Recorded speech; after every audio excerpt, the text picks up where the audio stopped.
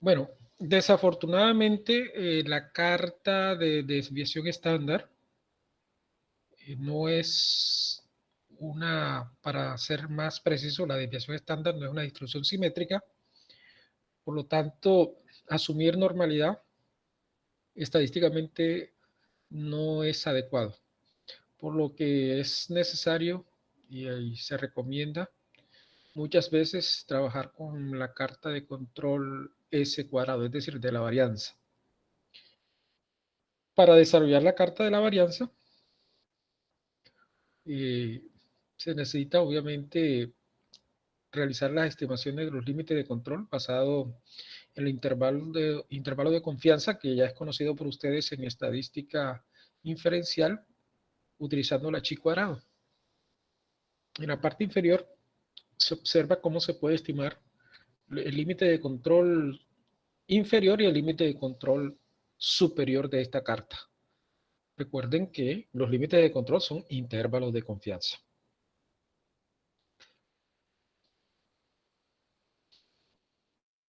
Estos son los límites de control que les acabo de indicar para el límite de control superior e inferior. Obsérvese que se tiene el parámetro sigma. Eso implica que ese serían los límites de control estándar. Ahora, si nosotros deseamos los límites históricos o naturales en la fase 1, recuerda que los estándares de la fase 2, obviamente habría que hacer los cálculos basados en la desviación promedio, muestral, que está definido en la parte inferior. Estos son conocidos como límites de probabilidad. A diferencia de los límites de control que vimos con la desviación estándar, obsérvese que aquí se está trabajando con la chi cuadrado. Y la chi cuadrado es una distribución asimétrica. Por ello es que ustedes van a encontrar un valor del percentil inferior, que es alfa medio, con respecto a un valor distinto del percentil superior, que es 1 menos alfa medio.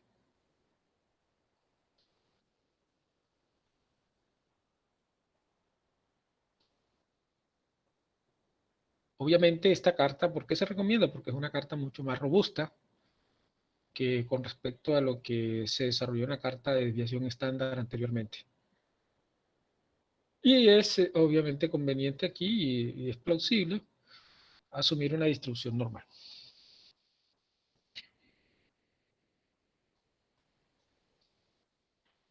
Estos son los límites de control y ya le habíamos indicado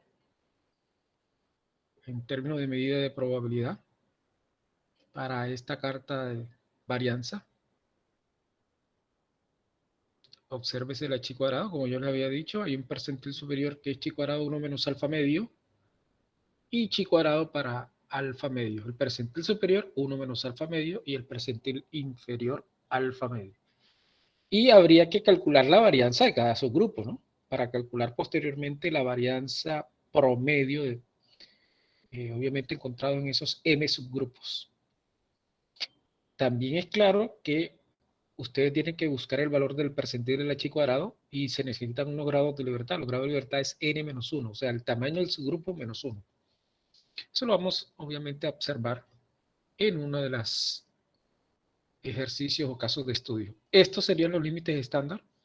Reemplazamos simplemente la varianza muestral por la varianza poblacional y el mismo sentido, ¿no? Estos límites, el mismo sentido que las otras cartas. Este límite de control estándar es aplicado en fase 2 para determinar si el proceso está bajo control o fuera de control.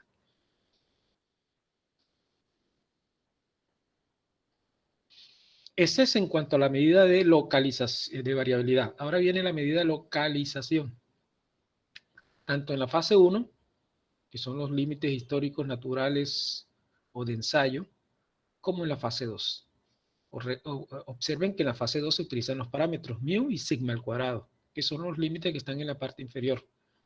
En fase 1, obviamente, se utilizan los estadísticos X doble trazo y S trazo.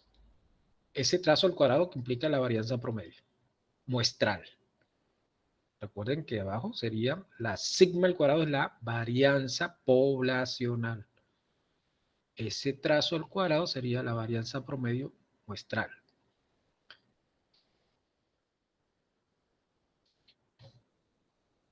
He aquí un ejercicio de cómo se puede presentar esta carta de control. Aquí se trata de una temperatura de una puerta de un horno. Se llama horno de curado porque en ese horno de curado se hace un secamiento de uno de los componentes de una batería de automóvil.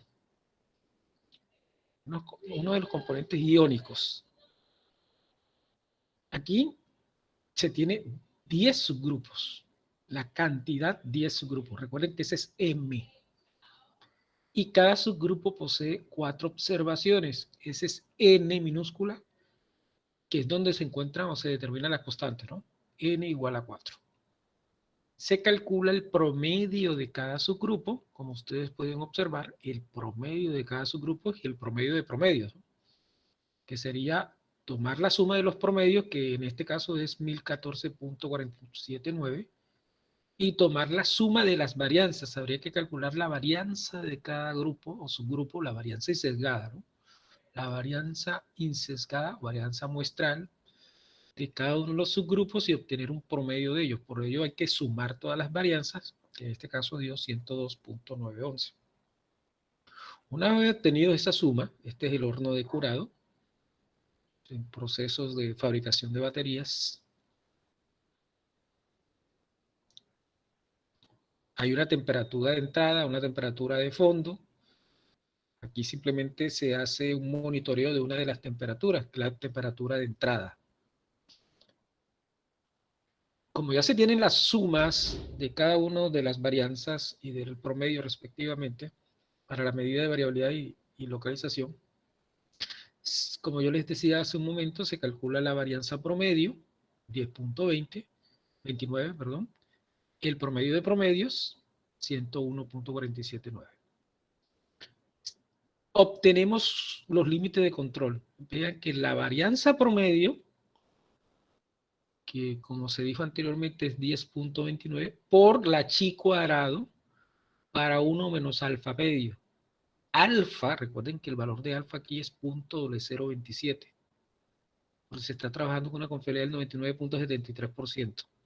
Como es alfa medio, es 0.0135, o sea, la mitad de 0.0027. 0.0125. Alfa es 0.0027. Alfa medio, 0.0135.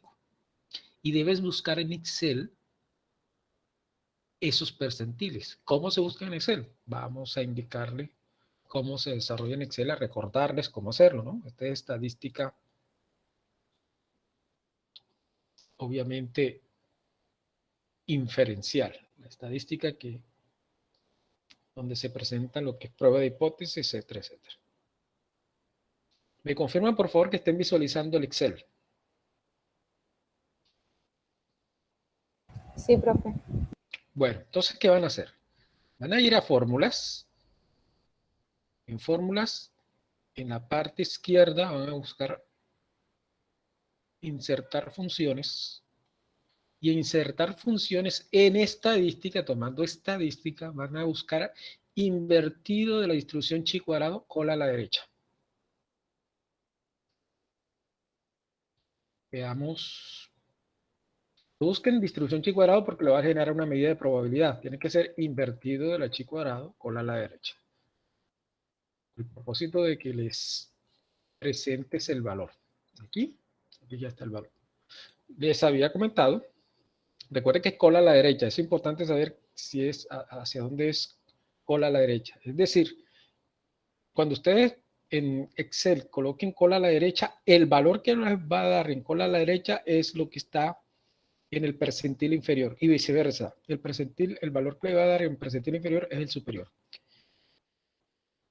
Veamos, miren que voy a colocar punto, coma, 0.135, que sería el percentil cola a la mínimo, el cola a la izquierda, ¿no? El valor mínimo, el alfa medio, 0.0135. Como el tamaño del subgrupo es 4, entonces n-1 sería 3. Y miren cuánto resultó, 15.63. Pero 15.63 es realmente el percentil superior. O sea, si ustedes calculan alfa medio, repito, en Excel si colocan cola a la derecha, el alfa medio, al momento de colocar alfa medio le va a dar el percentil superior porque es cola a la derecha. Y lo contrario, si vamos a colocar ahora, ya no .0.135, sino 1 menos alfa medio, que sería .99865. Ese es, en este caso, el percentil inferior, .029. Bueno, aquí da .035, debería ser .029, .99865, .029. Bueno, que es aproximadamente .030, ¿no? Posiblemente esté buscado en tabla. .030, vamos a aproximarlo a .030. Este sería, miren que se ubicó .99865 y generó .030. Y cuando se ubicó .0135, dio el valor de 15.63. Entonces eso es cuando se trabaja cola a la derecha. ¿Me puedes repetir, por favor? Que no te escuché. ¿Sí? ¿Me puedes repetir? Bueno, es aquí. Bueno, es claro en este caso de cómo buscar un Excel, ¿no? En Excel los percentiles del achico arado. Ustedes lo pueden buscar para cualquier percentil, cualquier valor, si el valor del alfa es distinto, pero para cualquier valor. Recuerden que este grado de libertad es el tamaño del subgrupo -1. Eso es lo más importante. Bueno, una vez obtenidos los valores del achico arado, ya pueden calcular ustedes los límites de control. En este caso, el límite superior es 53.61, el límite de control superior, ¿no? Y el límite de control inferior es .1019. El central siempre es la varianza promedio muestral, 10.29. En cuanto a la medida de localización, esta es la medida de variabilidad la que acabamos de hacer. La medida de localización, que es el promedio, está en la parte inferior. Ese es X doble trazo, no X trazo. X doble trazo, 101.479, más 3 veces la raíz de la varianza promedio muestral, que es 10.29 sobre el tamaño del subgrupo, que es 4. Eso genera 106.33 y 96.62, el límite de control superior y el límite de control inferior respectivamente. Estamos hablando de límites de control histórico de ensayo. Miren que en ningún momento están los parámetros. Porque aquí lo que hay que estabilizar la carta.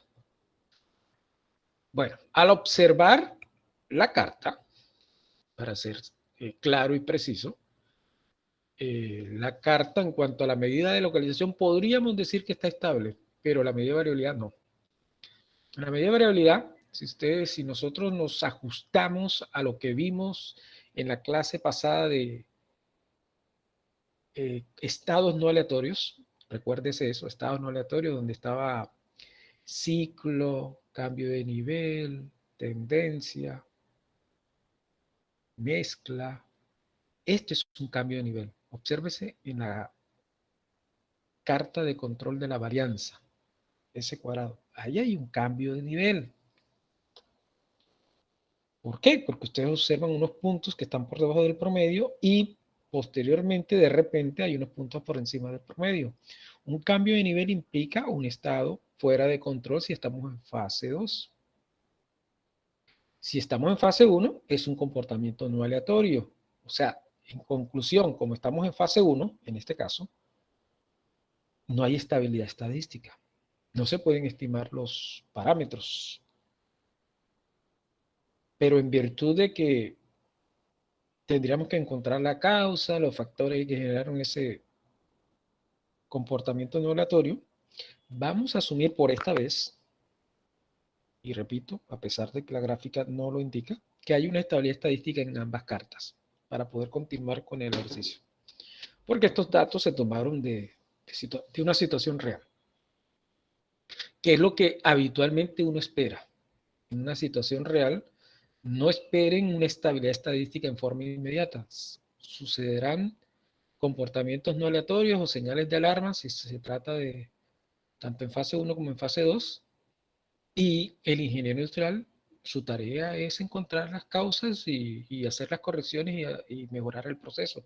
Esa es la idea o el objetivo central de las cartas de control. Pero vamos a asumir que hay estabilidad estadística.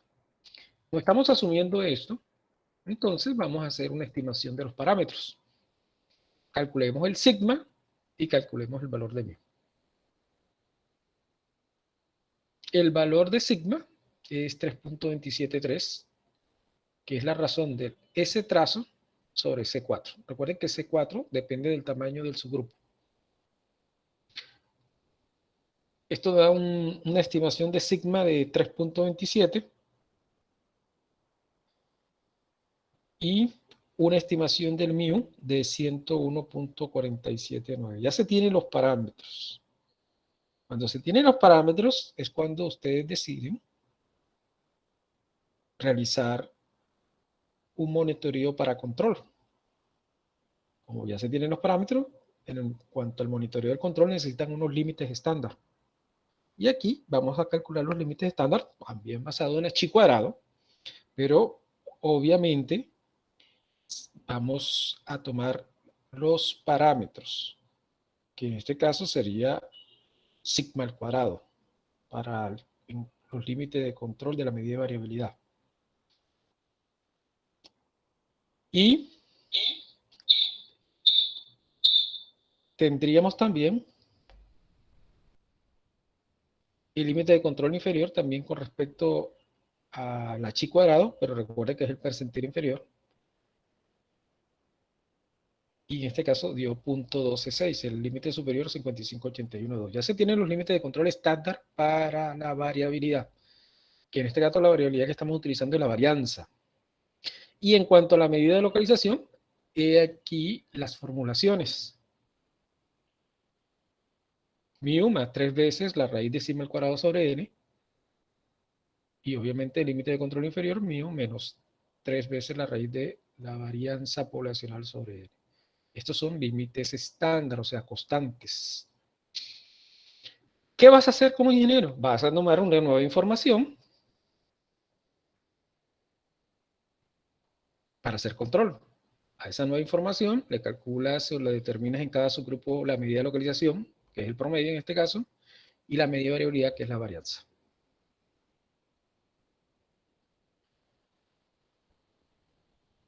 He ahí los resultados. En ambas cartas se observan comportamientos, entre comillas, voy a colocar entre comillas sospechosos, porque sospechoso es la carta de control para la medida de localización, que es el promedio, porque observen que los puntos que se tiene en la medida de localización están por debajo del promedio histórico, lo que implica que el centramiento del proceso disminuyó. Si es una temperatura, que es el caso del cuarto de curado, que es un horno, se está trabajando con una temperatura inferior a lo que debería trabajarse históricamente, o lo que se tiene, obviamente, evaluado dentro del desarrollo natural del proceso. Es un estado fuera de control. Hay que centrar el proceso. Aquí el ingeniero industrial debe indicarle al operario que debe centrar el proceso, es decir, aumentar la temperatura. Como se trata de datos para control, eso se hace en forma inmediata, porque son datos que se toman en 1 hora, en media hora, en 2 horas, a lo sumo. Se hace control y se toman las correcciones inmediatamente. Lo que sí es importante, por eso yo le decía un estado fuera de control, entre comillas, lo que sí es importante resaltar es en cuanto a la medida de variabilidad.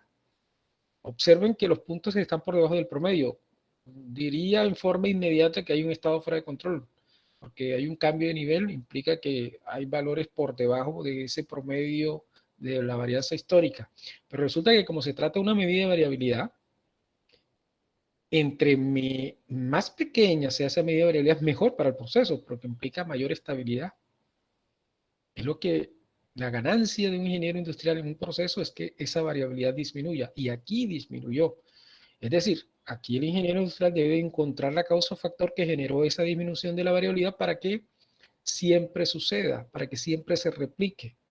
Y debe hacer los ajustes del proceso para que esa varianza, obviamente, se presente de esa manera. Es decir, aquí hay mejoramiento en cuanto a la varianza, en cuanto al promedio, sí, es un estado fuera de control. Y ahí el caso de la carta de control utilizando R. Recuerden R, otro software que vamos a aplicar. Voy a copiar y pegar esto en R. Abro R, aquí están. Yo les, obviamente aquí está ya copiado y pegado. Recuerden que esta es una forma de tomar la información. Si yo abro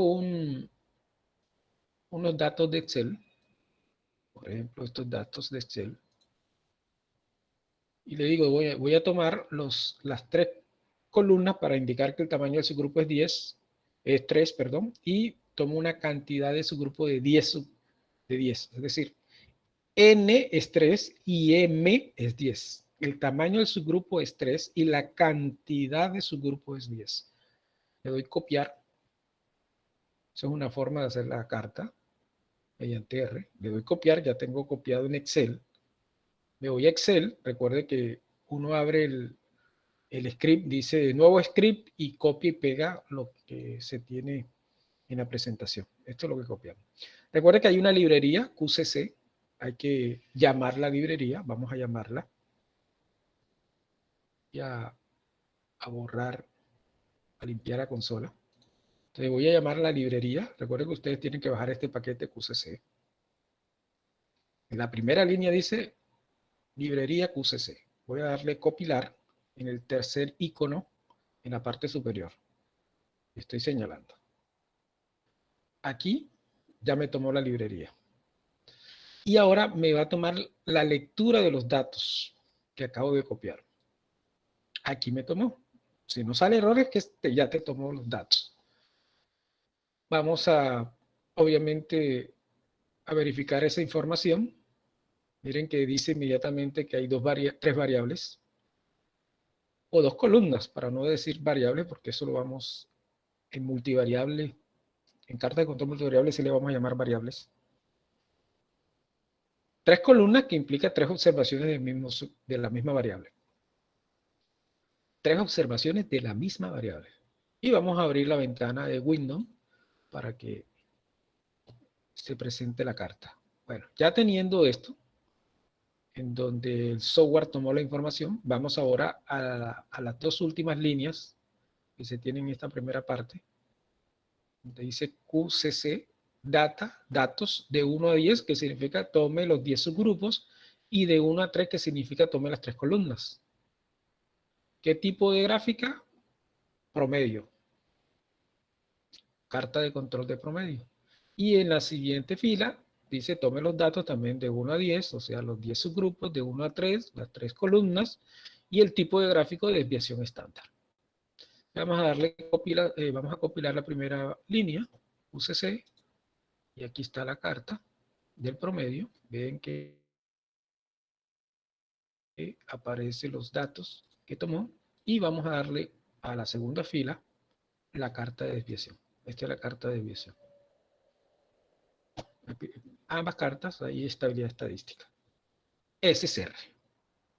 Ya vimos cómo se hace en esta gráfica en cuanto a la desviación. En cuanto a la varianza va a ser lo mismo, ¿no? Que hicimos con la desviación. Este sería la de la desviación, recuerde. Voy a tomar la misma información que tomamos ahora y simplemente vamos a ir a controlar, gráfico de control por variables, básico, X promedio S cuadrado, el que acabamos de desarrollar. Tomamos las tres columnas, recuerden que estamos en fase 1, datos históricos apenas. Ya al tomar las tres columnas no le indicamos que hay tres observaciones por subgrupo, porque ya tomó las tres columnas. Le vamos a dar a aceptar. Y aquí está la carta X S cuadrado. Vean que aquí aparece la carta S cuadrado. Yo le doy doble clic para que me muestre completamente una de las cartas. Doble clic.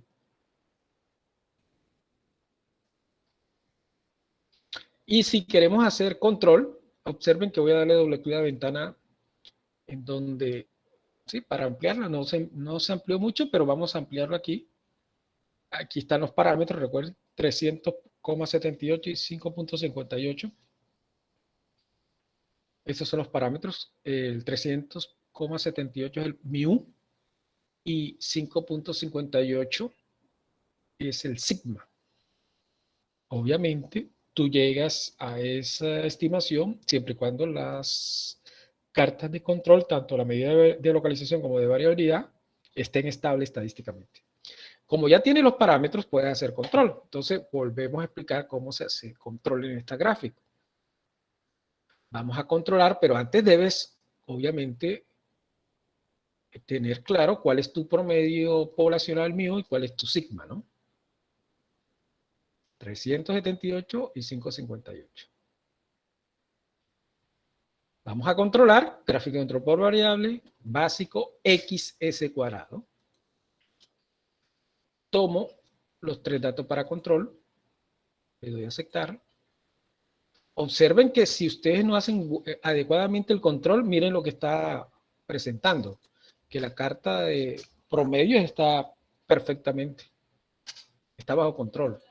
La gráfica de varianza está bajo control, pero realmente no están haciendo control. ¿Por qué no están haciendo control?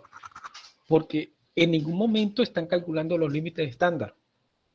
Estos límites que se están calculando es como si fuese fase 1. Entonces, ¿qué deben hacer ustedes, ingenieros? Decirle, hombre, yo voy a hacer control del software. En clic derecho, opción de análisis, y activan control estándar. Que este es fase 2, hacer control, fase 2. Miren que se activa inmediatamente qué media y qué desviación van a aplicar. Entonces, nosotros sabemos que es 300,78 y 5,58.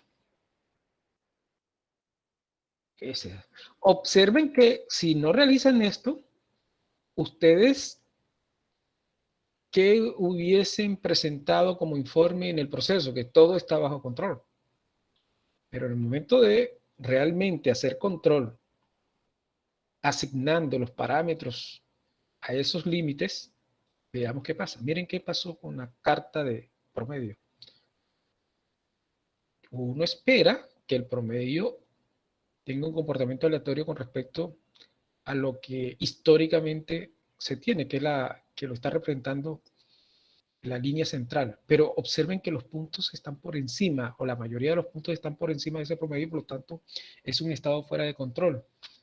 Si se trata de temperatura, por ejemplo, que hubiese sido el horno de curado, significa que cuando se tomó la corrección, recuerde que el horno de curado históricamente tiene un promedio bajo, cuando hicimos la primera carta, pero asumamos que también es la temperatura de curado, de la temperatura de entrada del horno de curado. Si ustedes le dijeron al operario, haga la corrección porque la temperatura está muy baja, y cuando hacen control encuentran esta situación, implica que el operario hizo una corrección muy fuerte de la temperatura. Aumentó la temperatura. Entonces, habría que decirle al operario, obviamente, que tome las correcciones pertinentes para que la temperatura no se aumente considerablemente, pero que tampoco se llegue a lo que se tenía anteriormente, donde la temperatura tenía un comportamiento por debajo del promedio histórico. Veamos la medida de variabilidad. Tiene un comportamiento estable, la varianza. Ahora, si es un ingeniero muy asiduo con el análisis, él puede que investigue los primeros 13 grupos. Observen que los primeros 13 grupos tienen una variabilidad por debajo de lo que históricamente se lleva. Entonces, él puede encontrar las causas o factores en donde generaron ese comportamiento de una baja variabilidad. posiblemente encuentre algún tipo de causa que puede mejorar y optimizar el proceso. Este es el stack graphic y, como ustedes observaron, R en cuanto a la carta de control. Y por último, para finalizar, observe que yo siempre he hablado de su grupo, de tamaño de su grupo, de n igual a 3, de n igual a 4, hasta de n igual a 2. Pero, ¿qué pasaría si ustedes se encuentran en un proceso en donde, por cuestiones económicas, o también puede ser por condiciones de costos, se tome una sola observación por subgrupo? Entonces, el subgrupo, teóricamente, en el subgrupo, teóricamente, n es igual a 1. Puedes calcular el promedio que ya no sería promedio de promedio, sino promedio, porque tendría una sola observación por subgrupo, entonces calcularías un promedio. En cuanto a la medida de localización, no hay problema, porque tendrías que utilizar la fórmula, no calculando, no determinando los límites de control con un promedio, sino con un promedio normal. Pero en cuanto a la medida de variabilidad, tú con una sola observación no puedes calcular varianza, no puedes calcular rango, no puedes hacer mediciones de medida de variabilidad, porque precisamente la medida de variabilidad es una distancia entre una observación con respecto a una medida de localización. Entonces, ¿qué se hace? Se hace lo que se llama rango móvil. Es decir, a partir del segundo subgrupo, no del primero, segundo subgrupo, se toma la observación del segundo subgrupo y se hace una diferencia con respecto a la del primero. Esa diferencia genera un rango. Como también a partir del tercer subgrupo se hace la diferencia de la observación del tercer subgrupo con respecto a la del segundo subgrupo y se calcula otro rango. Eso se llama rango móvil. Esa es la forma o la metodología que presentó Montgomery para hacer o para estructurar una carta de control donde simplemente el tamaño del subgrupo es 1. Hay una sola observación por subgrupo. Y es por ello que estas son las fórmulas aplicadas para hallar el promedio y para hallar el rango móvil. O sea, el I-1 implica una observación anterior. Veamos cómo se desarrollan los límites de control. Vargas presenta, José Alberto Vargas en 2009 presenta la fórmula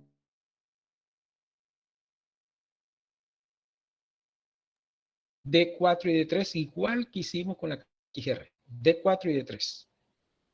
Ya no con R trazo, sino MR, que se llama rango móvil, trazo, promedio del rango móvil.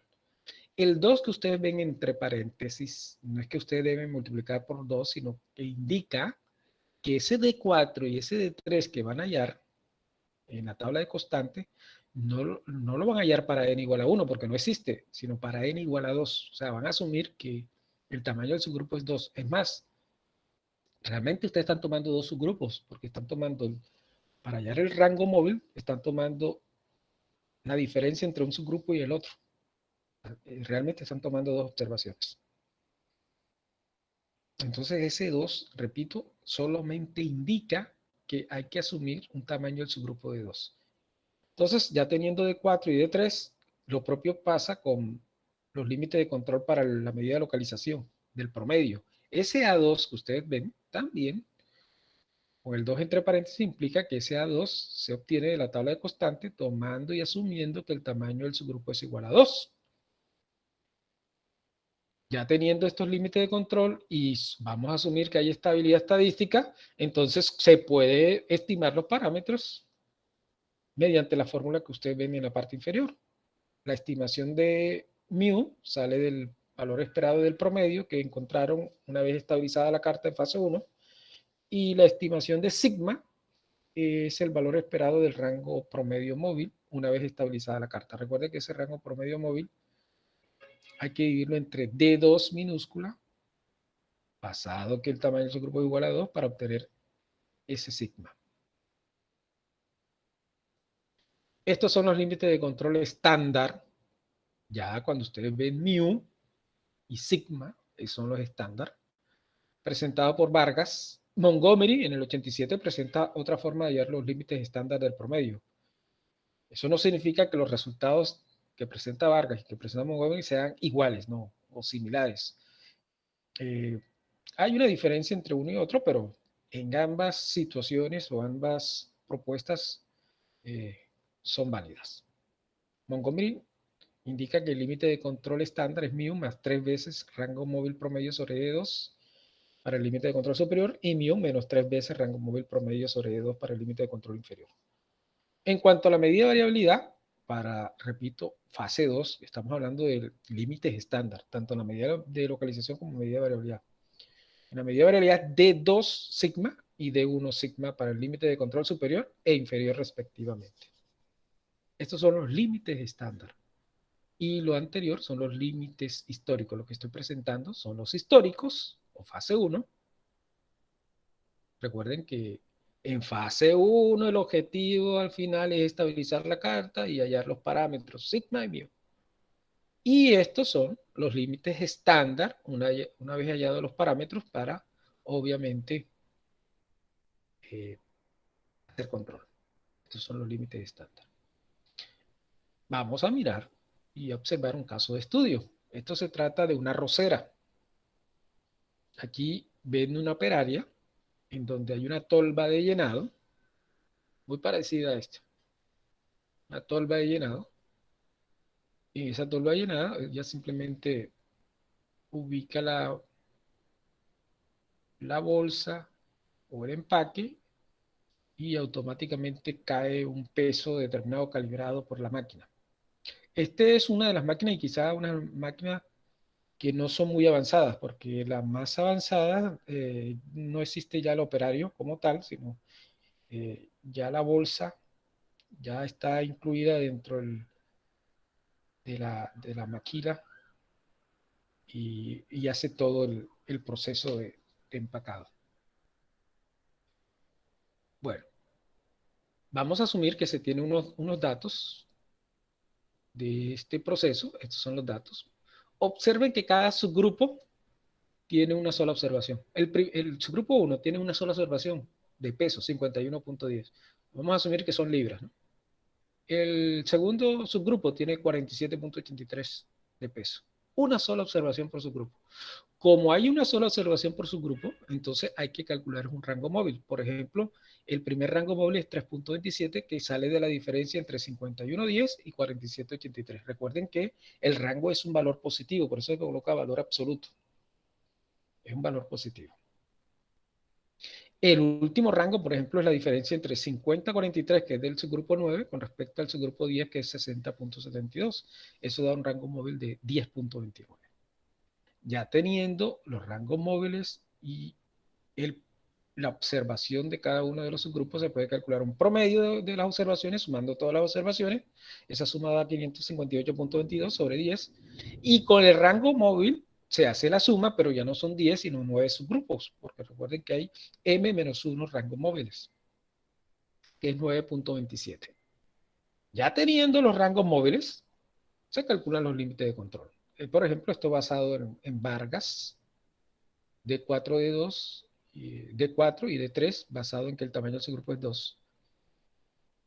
El D4 y el D3 generaron estos valores en la tabla de constante 3.367 y 0, respectivamente. Y en cuanto a los límites de control para la medida de localización, recuerden que estamos en fase 1. X trazo más A2, el A2 es 1.88 para un tamaño de su grupo de 2. Recuerden que estamos asumiendo el tamaño de su grupo de 2. Dos observaciones. Eso es lo que estamos asumiendo. Recuerden que el tamaño de su grupo 1 es lo que es realmente en este proceso. Esos son los valores 73.26 y 38.38 para el límite inferior. Y lo que viene es simplemente hacer la gráfica, ¿no? ¿Cómo es la gráfica? Vean que hay una estabilidad, se observa mucho mejor la estabilidad en cuanto a la medida de localización, que es en las observaciones individuales. que con respecto a la variabilidad, aunque se puede decir que el rango móvil también está estable estadísticamente. Ahora bien, como son observaciones individuales, no aplica el teorema límite central y por lo tanto aquí sí es necesario realizar una prueba de bondad de ajuste de las observaciones, que las observaciones siguen una distribución normal. Es decir, de la tabla que teníamos, o de la tabla que tenemos, estos datos 51, 10, 47, 83, 60, 48 hasta 60, 72, hay que presentar una prueba de bondad de ajuste que te indique que esos datos siguen una distribución normal. Eso se puede hacer en esta gráfica basado en esa información. Ahora, vamos a asumir que está estable estadísticamente. Entonces, si está estable estadísticamente, ya puedes calcular el sigma y el mu. Aquí está, les recuerdo la fórmula para hallar sigma y mu. En este caso, 8.22 y 55.82.5 para sigma y para mu. Ya teniendo los parámetros, se calculan los límites estándar. Aquí están los límites estándar de la medida de localización utilizando la propuesta de Montgomery, que es multiplicar 3 veces el rango móvil sobre D2, y la medida de variabilidad presentada por Vargas, donde aparece D2 y D1. Ahí están los límites estándar. Se toma unos subgrupos en un corto tiempo para hacer control. Ahí aparecen 7 subgrupos que se toman para hacer control. Y obviamente se calcula el rango móvil para cada subgrupo en donde se diferencia un subgrupo con respecto al anterior. Recuerden, para hallar el rango móvil. Y se presenta las observaciones individuales en la medida de localización de los límites estándar y el rango móvil en los límites de control estándar para la medida de variabilidad. Aquí están los resultados. ¿Qué observan? Hay una tendencia ascendente. Y en ambas gráficas, una tendencia ascendente es perjudicial para el proceso. Es decir, hay un estado fuera de control en las dos medidas, tanto en la de variabilidad como en la de localización. Tendencia ascendente implica que está aumentando el centramiento del proceso y está aumentando la variabilidad del proceso. Y obviamente estamos hablando de un proceso que lamentablemente tiene problemas. Esa es la gráfica. Ahora, recuerden que ustedes en fase 1 encontraron los parámetros mu y sigma. Y les recuerdo cuán importante es hallar los parámetros, no solamente para hacer los límites estándar y hacer control. Ustedes pueden calcular medidas de probabilidad. Por ejemplo, el caso de que ustedes estén trabajando con unas especificaciones de ese peso de esas bolsas de arroz y quieren saber cuál es la probabilidad de cumplir con esas especificaciones. Supongamos aquí que las especificaciones son 60 en el límite de especificación superior, y 50 para el límite de especificación inferior. Recuerda que estamos hablando de límite de especificación, no límite de control, límite de especificación. Esos son valores generados en el proceso técnico del producto. Es decir, estas especificaciones son de ingeniería del producto. Antes de que el proceso como tal exista, de antemano, los ingenieros deben tener las especificaciones del producto que van a fabricar. Esas son las especificaciones del producto. Entonces, para recordarles, cuando se tiene una medida de probabilidad, por ejemplo, entre 50 y 60, ¿qué se hace con una medida de probabilidad de un intervalo? Se toma la función acumulada del límite superior, en este caso por probabilidad de que x sea menor o igual que 60, y se resta la función acumulada del límite inferior, en este caso la probabilidad de que x sea menor o igual que 50. Eso se llama funciones acumuladas. Yo puedo representar esa probabilidad de x menor o igual que 60 por f60, f mayúscula 60, y estoy indicando lo mismo. O la probabilidad de que x sea menor o igual que 50, f mayúscula 50. Eso se llama función acumulada. ¿Qué se hacía históricamente cuando no había el desarrollo de los software? se generaba las medidas de probabilidad basadas en unas tablas que ustedes ya conocen, en las tablas de los libros, que es una tabla que tiene valores estandarizados de Z. ¿Eso qué implica? Que ese valor de X deben llevarlo a una nueva variable que se llama Z. ¿Y cómo se hace? Se toma 60, se resta el mu que teníamos en fase 1, que en este caso es 55.825, y se divide entre sigma, que es el otro parámetro, 822. Eso es para indicarle que es importante tener los parámetros.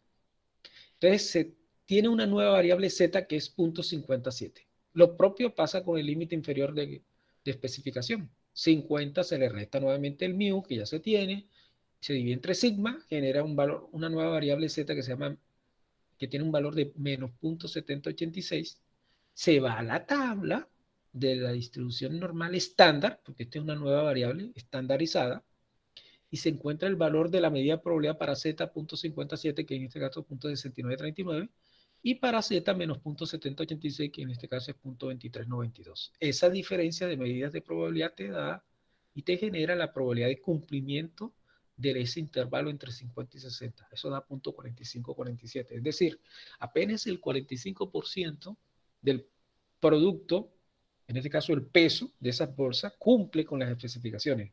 El 55 no cumple. Y también puede dar algo adicional.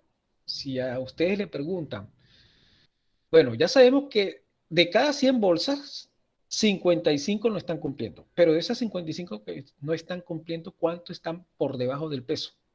Ustedes simplemente van donde dice Z menor o igual que menos 0.70 y encuentran la probabilidad que es 0.239, o sea, 0.24. Hay un 24% de esas de ese proceso que está por debajo, un 24%. Eso significa que si son 100 bolsas como referencia, 24 de ellas están por debajo del peso. Y habíamos dicho que 55 no cumplen. Y de esas 55, 24 es porque están por debajo del peso. Y el resto, si son 55 y 24 están por debajo del peso, implica que 31 de ellas están por encima del peso. Recuerden que estamos hablando que 55 no cumplen. 24 por debajo de peso y 31 por encima del peso. Hay pérdidas de esas 31 que están por encima del peso. Recuerden que tomando como referencia 100 bolsas, ¿no? Y 24, que también es perjudicial para el proceso porque los clientes pueden, obviamente, acarrear un PQR, una no conformidad, porque están entregando bolsas por debajo del peso adecuado. Esto es, obviamente, lo concerniente a lo que es carta de control para observaciones individuales. Y ahora en R, ustedes pueden hallar esas medidas de probabilidad de las especies. ¿Cómo lo hacen? Miren, aquí les presento el algoritmo, lo pegué aquí está pegado el algoritmo, y estoy señalando lo que hay que colocar. P-norm, 60, media y desviación estándar. Miren, todo esto que se colocó aquí implica que está calculando la función acumulada para 60, y aquí P-norm, 50, la media y la desviación estándar, los valores. Aquí está calculando la función acumulada para 50. Y después, posteriormente, le dice, calcule esa especificación. Vamos a compilar cada línea. Vamos a compilar. Esto siempre se va a presentar en la consola. Voy a limpiar aquí. Limpiar consola. Miren que voy a editar y le dije limpiar consola. Voy a ir a especificaciones. Él me va a calcular, no inmediatamente, sino va a presentar el algoritmo de esas especificaciones. Después le pido el valor. Aquí ya lo tomó.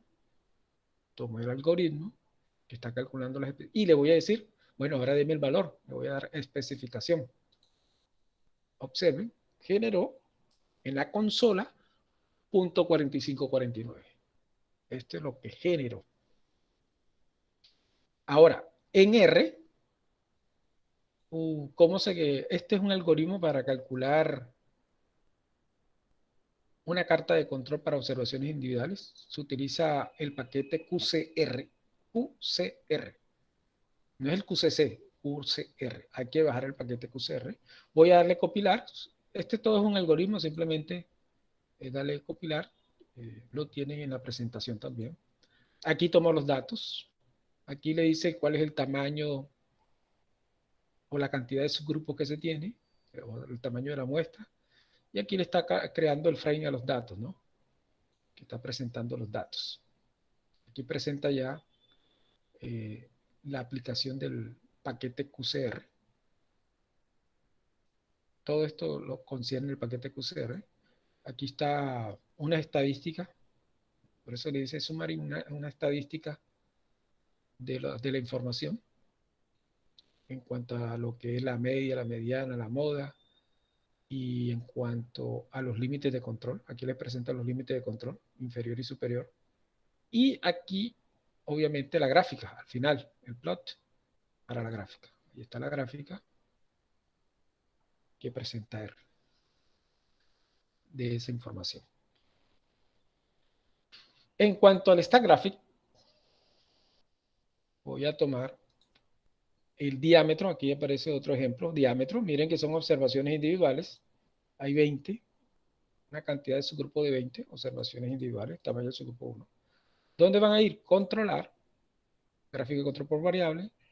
Básico, vean que siempre estamos trabajando con Chuar, la carta Chuar, básico. Y al final, miren, individuales. Ese rango móvil. Voy a darle individuales, voy a decirle diámetro. Y miren que lo estoy tomando como fase 1, ¿no? Como fase 1, no he dicho fase 2. Diámetro, le voy a dar a aceptar. Miren que en ninguna parte digo n igual a 1 porque ya se sabe que son observaciones. Esta es la carta del promedio y del rango móvil. Y obviamente si está estabilizada la carta tal y como se presenta aquí, lo que está en rojo en la parte izquierda es el mu y el sigma del proceso. 5821 en este caso y 506. El mu y el sigma. Es decir, que cuando tome unos datos para control, ya sabemos que al igual el procedimiento que hicimos con la carta XR, XS, XS cuadrado, ustedes tienen que decirle al software que van a hacer control. Recuerden que es clic derecho, opciones de análisis, activar fase 2 o control estándar y les pide el MIO y el sigma que van a colocar obviamente estos datos para determinar si con esos nuevos datos que tomas está el proceso bajo control o fuera de control. Bueno,